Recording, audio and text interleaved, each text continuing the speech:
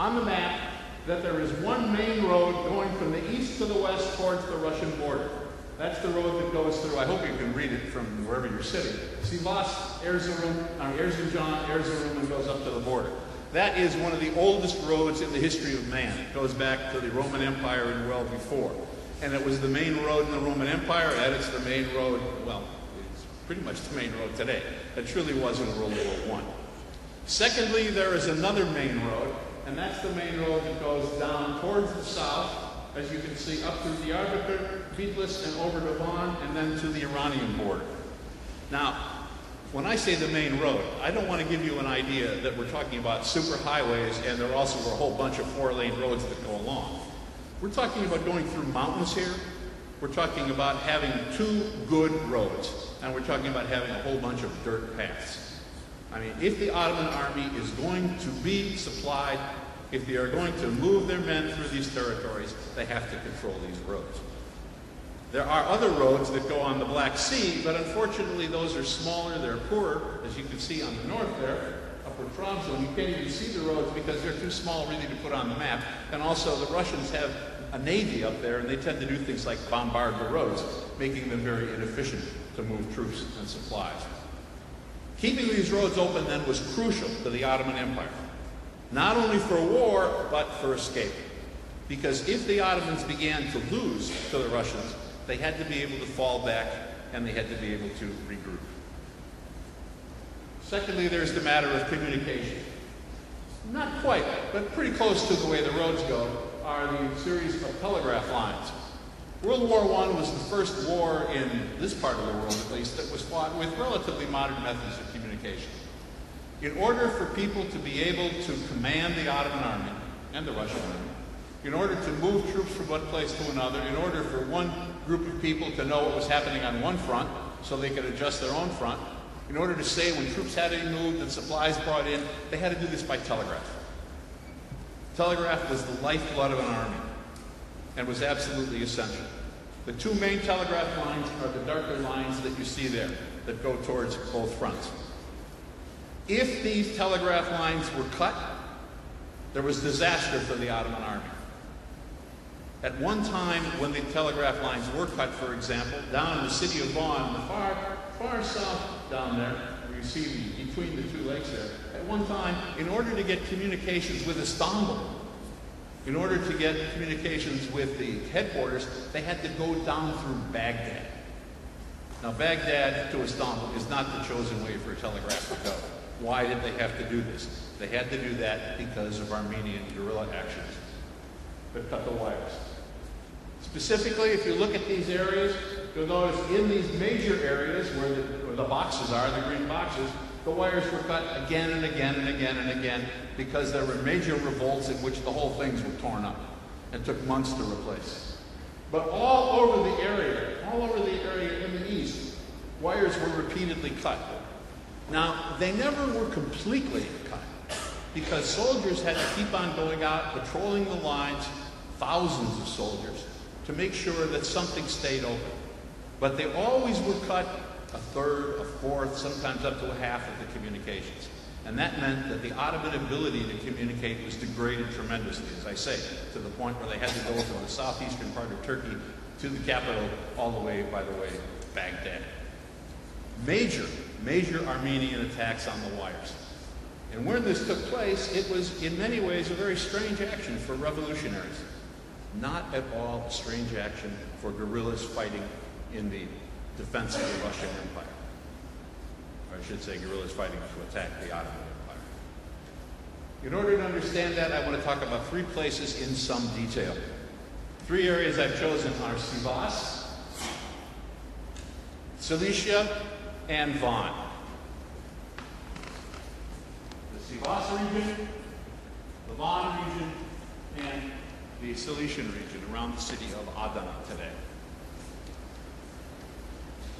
In these regions, in these three areas, we can see exactly what the Armenian guerrillas did to the Ottoman ability to fight war, and even more importantly, what they did to the civilian populations in these regions. In Sivas, in this area here, you had Armenian revolt that was exceedingly strange. It was exceedingly strange because Sivas was separated, a great distance separated from the Russian army. When the Armenians revolted, as we'll see in Van, they did so very close to the Russian army and in the hopes that the Russians would come in and save them. Sivas had the entire Ottoman Third Army between it and the Russian Empire. Sivas was not important then because of any revolution. In fact, if we look at the area of Sivas, which is the areas of Sivas and Shevin-Karahisar, we notice that there are very few Armenians there. If you were having a real revolution, people were fed up with the government, were going to do something about it, you would expect that it would take place in an area where there were lots of your people. This is the opposite of the case. Sivas is a place where there are really very few Armenians. In the Sivas province altogether, a little more than 10% of the population is Armenian, and almost all the rest are Muslim. Why would you revolt there? Why would you revolt in a place where there are very few of your people? Why would you revolt in a place where you are very far from having a chance to be successfully helped by the Russians? The only reason you would do it is because you were on the supply line to the front. You would do it because you were expecting that you would stop the Ottomans from delivering troops, from delivering supplies, and thus hinder the Ottoman war effort. The only sense that it makes to have a revolt, to attack the roads, is to aid the Russian army. And indeed, in Sivas, 15,000 Armenian guerrillas formed into partisan units, attacked the people in the area, attacked the supply lines, attacked the convoys of troops, and especially attacked the telegraph lines.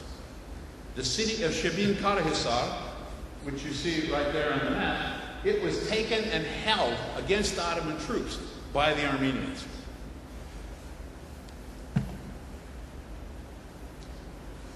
That's a Google map, and it's not perfect, but it gives you a feeling of what the land looks like. If you're going to revolt at a place, if you're going to have guerrilla warfare against an army, you want to pick a place like this. You can see the line of Sivas and Shevin-Karahisar. You can't tell too well where the road is. I could go up and show it to you, but you can't tell too where the road is, and that's because the road is down, sunk down, between hills on all sides. Guerrillas can attack the roads and attack the telegraph lines from up in the hills, go down, attack a supply column, and get away before any of the soldiers can get to it, which is, of course, exactly what they did, until the Ottomans put literally thousands of soldiers in to try to make them stop. Thus, attacking in Sivas makes very good sense for guerrillas who are fighting in aid of the Russians. It doesn't make any other sense. It's important to note, I think, that the revolts I'm talking about in Sivas and many of the other revolts in Urfa, Zeytun, various places, were eventually put down by the Ottomans. The Ottomans did manage to stop them, but they only managed to stop them through the use of thousands of troops that should have been at the front fighting against the Russians. Cilicia, the area down in the sort of the south central of Turkey where the Mediterranean comes in a sort of an angle. Cilicia was a place where the British moved up. It was a place where the Armenians tried as hard as they could to help the British invade and conquer the Ottoman Empire. As the war began, Armenian groups went to London and went to British representatives in places like Bulgaria and even in the United States, offering their services. They said they had one difficulty, and that was, unlike the Armenians in Van and in Sivas that were close to Russia and could get lots of guns from there, smuggled in, they were very far away. And they had a very difficult time getting enough guns. They said what they needed was, they needed supplies and guns, and they needed the British to land in that area. Once they did, tens of thousands of Armenians, and who knows if they were exaggerating, but it's probably true. Tens of thousands of Armenians would rise up with their guns, join with the British, and allow the British to go in. This would have been the smartest move the British could have made to defeat the Ottoman Empire, because as you can see, the railroad lines that go through that area, the railroad lines that go through are the only way to get troops and supplies down both to Syria and Palestine, where they're fighting the British, and to Iraq, where they're fighting the British. If the British had moved into there, instead of going stupidly to Gallipoli, if they had moved into that territory, they could have cut the railroad line so that the Ottomans could not have supplied their troops and at least cut the Ottoman Empire in half. With the help of the Armenians, they could have done it. The British decided instead that they would make a quick run at Gallipoli. They would move in really quickly. They would take Istanbul and drive the Ottomans out of the war, and they greatly underestimated the Turks. But this system almost surely would have won.